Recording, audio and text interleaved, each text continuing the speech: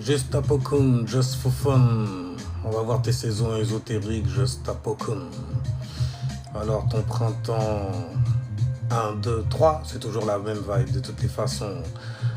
Donc c'est ce qui doit renaître, ou plutôt qui doit naître des cendres hivernales, on va dire. Donc là c'est une saison qui est importante pour toi parce qu'il y a plein de maisons, enfin il y a plein de planètes. Voilà, toi t'es ascendant poisson. Ok, d'accord, donc t'as Chiron en deuxième maison et Uranus en Gémeaux qui touche ta maison 3 et ta maison 4, mon gars. On va lire en fait les médounétaires de ton corps cas. Donc de ton cas, le cas vivifiant. En tout cas, pour ton printemps, Gestapokun, vu que la lune là en plus est rentrée dans le signe de la Vierge. Voilà, saison du printemps là, de la naissance, c'est très important pour toi. Donc, tu as Chiron qui sort de ta maison 1. Alors, encore beaucoup d'influence dans ta maison 1. Laisse-moi voir un peu comment ça danse dans ta maison 1. Vers la fin de ta maison 1. Toi, tu as bouffé du bélier, hein, c'est un délire. C'est vraiment un délire. Et donc, du coup, tu as... Ok, voilà ce qui doit naître là, voilà.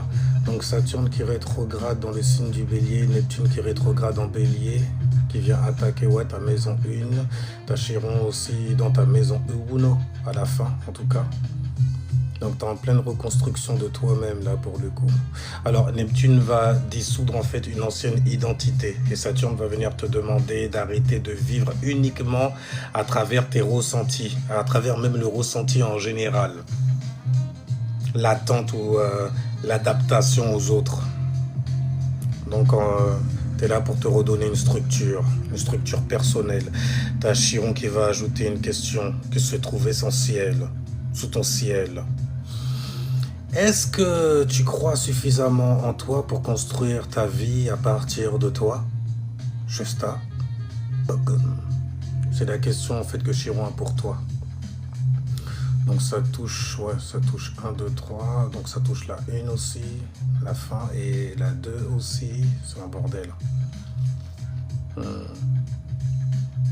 plus sur natal, t'as Chiron, bélier, maison 1, donc le ciel va réactiver directement une ancienne blessure en fait qui sera liée à l'affirmation de soi. Donc, cherche pas encore à savoir exactement où tout ça va mener, ok? Commence plutôt par définir ce que tu veux, ce que tu refuses désormais, là, dans ton incarnation à tout A, et quelles limites aussi tu veux poser pour tout A. Alors, la maison 3, t'as Uranus en Gémeaux, the big surprise. Donc il va falloir changer aussi ta manière de penser au final. Donc il y a de nouvelles idées, de nouvelles informations, de nouvelles conversations inattendues, n'est-ce pas? C'est Uranus dans le bail. Et une envie d'apprendre autrement. Et là, Uranus va chercher à casser en fait certaines certitudes que tu as sur le plan mental. Okay, tac. Ça va être utile ça pour ta maison 7 justement. Soleil, Mercure en Lion, Uranus et Pluton. Uranus Gémeaux, Pluton en Verseau, autour de ta maison 7 gros. Donc tu peux naturellement beaucoup réfléchir en fonction des autres. Fais attention à ces autres, il faut qu'ils soient de qualité ces autres-là. Parce que Uranus va venir et te dira, pense autrement même si ton entourage ne comprend pas dans l'immédiat ce que tu veux dire. Donc le message pour toi, Justapok, au niveau du printemps, c'est une nouvelle identité plus une nouvelle manière de penser. On va passer dans la saison de l'été, la maison 4, 5, 6. Là où tu dois agir maintenant. C'est la saison dominante du moment, pour toi en tout cas, en ce moment. Donc tu as Mars en cancer qui tombe dans ta maison 4 et il y a Mars qui rentre en cancer. Salutations les cancers, salutations les cancers. Vous êtes concernés, on le sait. Et vous êtes très motivés, faites attention aux réactions émotionnelles. Et donc on disait, Mars va remuer en fait ton foyer forcément, forcément, la famille, les souvenirs, la sécurité en fait que tu t'es bâti intérieurement, comment tu t'es senti en security, tu vois, avec tes gens, ta famille, donc il peut y avoir des tensions au niveau de la famille, Ah, Mars, il anime ça, là. Il adore ça, il adore faire la guerre, il adore prendre ça. Anyway, donc il y a des tensions au niveau de la famille, une nécessité de prendre une décision qui concerne la maison, le foyer, maison 4, n'est-ce pas, mon ami?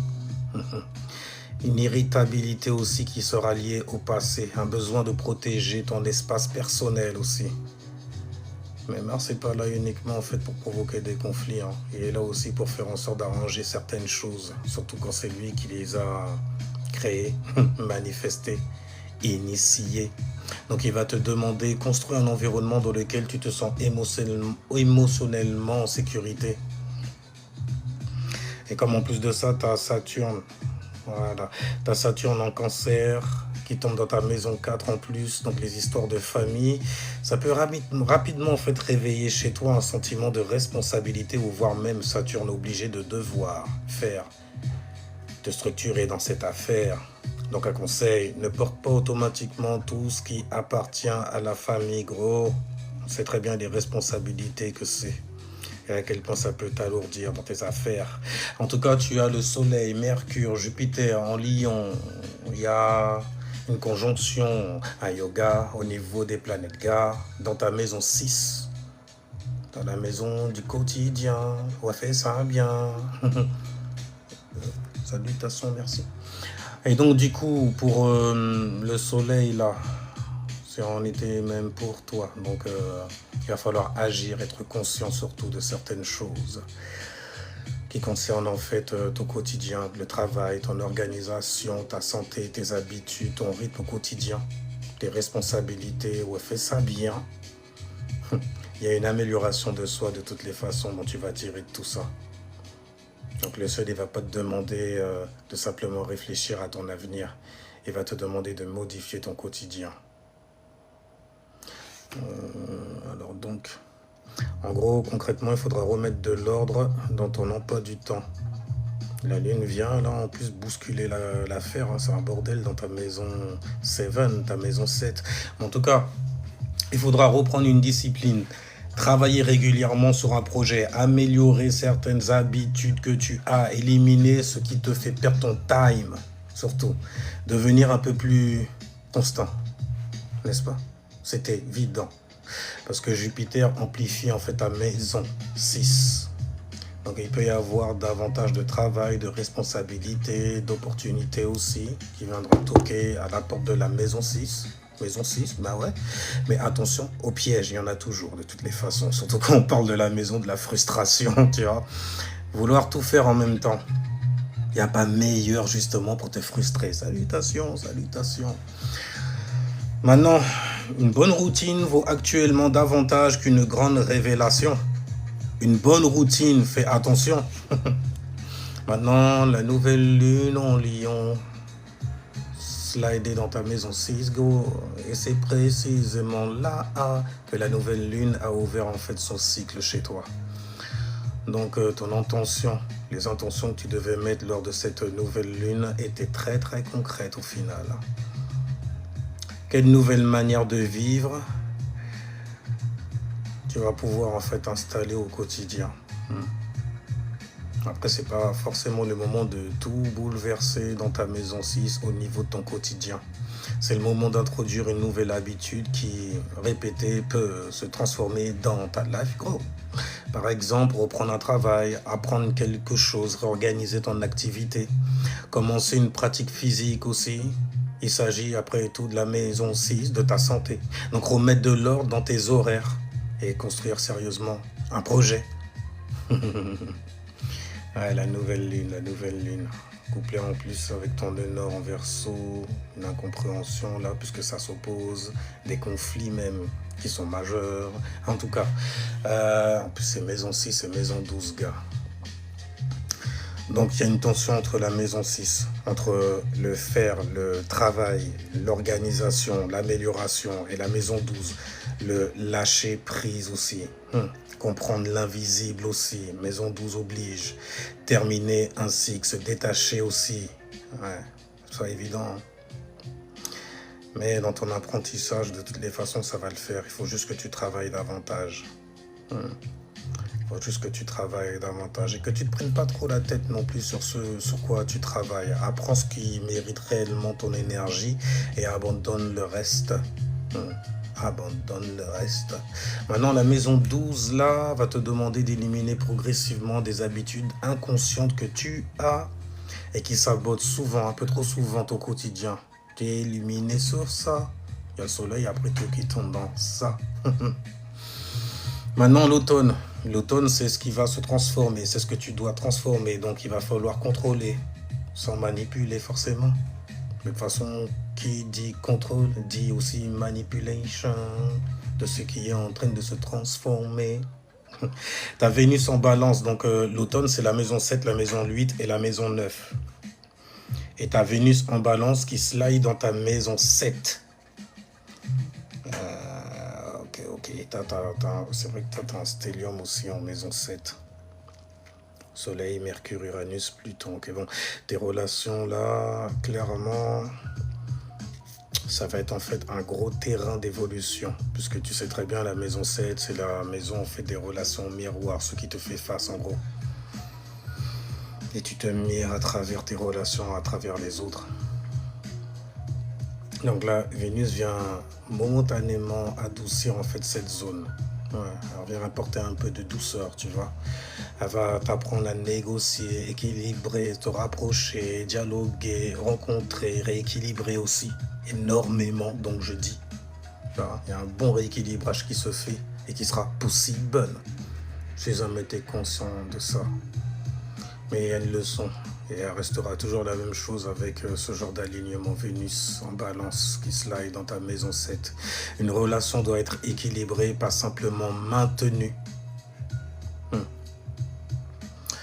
Alors donc tu dois observer avec qui l'échange est réellement réciproque, tu vois. Avec qui tu peux dialoguer, tu peux échanger en gros. Donc ne cherche pas systématiquement la paix au prix de ce que tu ressens réellement. Ok.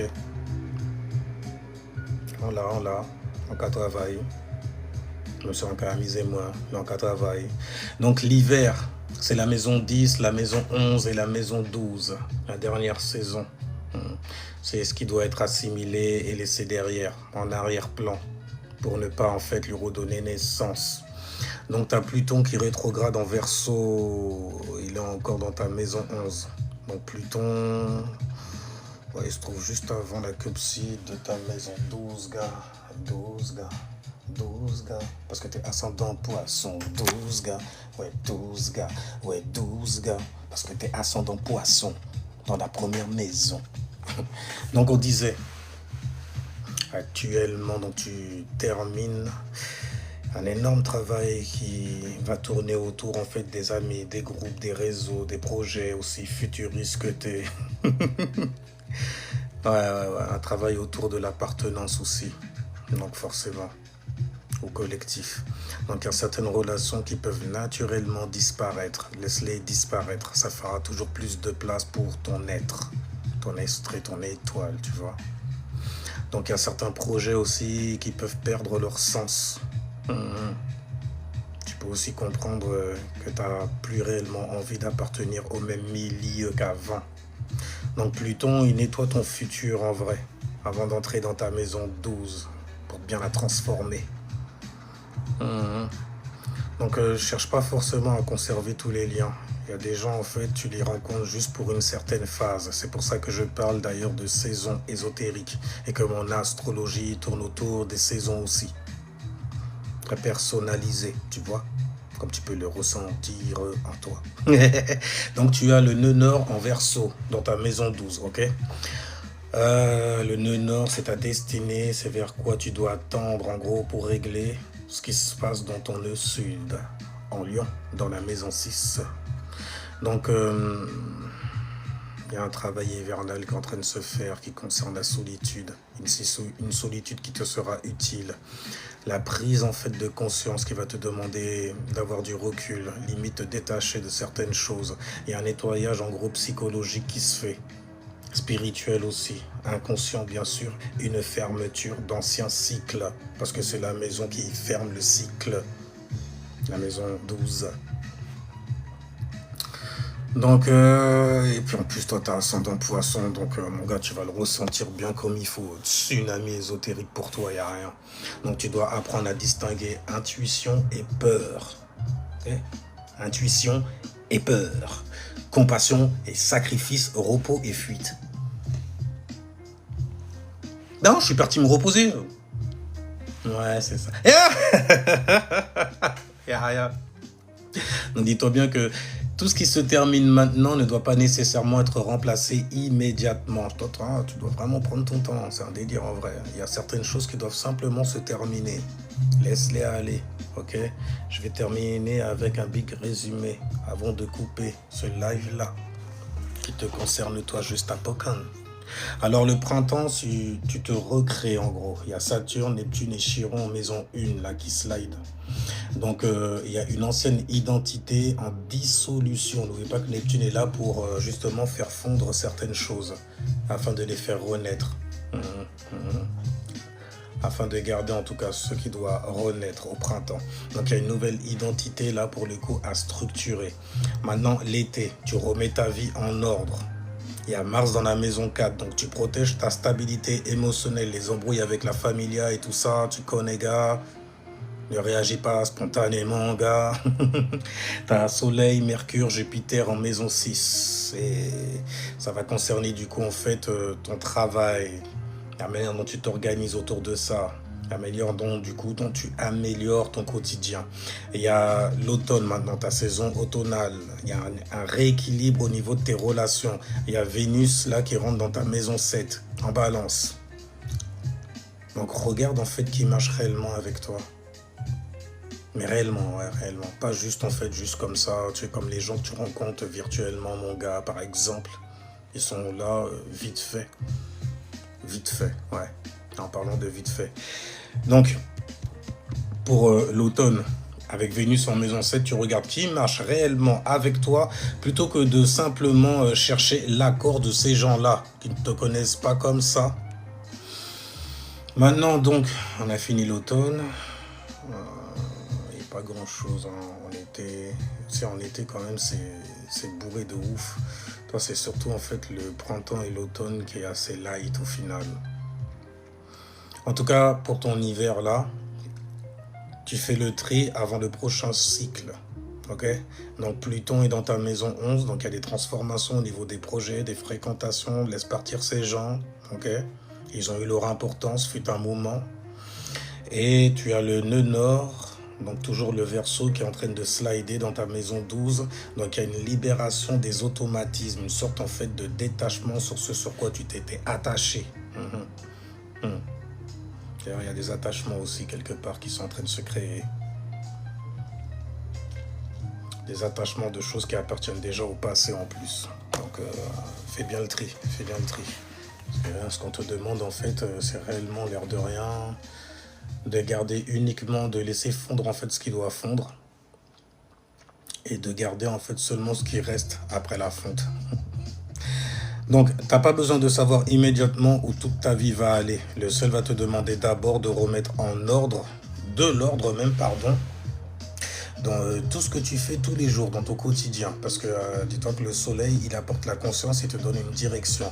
Si jamais en fait ça tombe dans la maison 6, c'est que c'est là justement qu'est ta direction, que doit être ta conscience, tes agissements conscientes.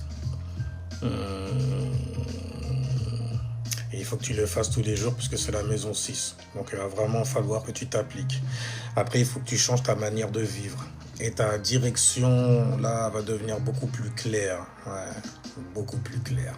Donc, du coup, ta nouvelle lune en maison 6 disait créer une nouvelle routine. Et ton nœud nord en maison 12, là, il ajoute débarrasse-toi intérieurement de tout ce qui t'empêche, en fait, de tenir ça. Tenir quoi? Tenir quoi? Tes rêves, tes dreams. Tu vois que tu dois réaliser et que tu dois faire vivre dans ton printemps refrais. Ah déjà? Ok. Bon, je vais couper celle-là et puis je te l'enverrai ensuite. Fatigué, dodo après. Non, c'est vrai que j'ai beaucoup travaillé aujourd'hui, mais j'ai pas travaillé pour rien, donc ça a été. Mais vous venez d'arriver. Enfin bon, vous avez qu'à venir me voir en MP, je fais des lectures à $40. Oui, je fais monnayer. Il faut bien valoriser le bail au final. Parce que les messages, en gros, des planètes as above et so below dans tes vies, dans tes maisons, sont très très clairs quand je les donne. Ceremonial Master pour te servir, ma grande. Anyway, sinon sur ce Everybody, moi je me taille de là et je reviendrai après tout ça. J'aimerais bien les avoir, les 40 $. Mais c'est pas grave ça encore, on peut voir tout ça en arrière-plan. On se fait un plan en deux speed. Je te lâche des infos sur toi de manière lighter. Bref, ciao, puis jusqu'à la prochaine vidéo.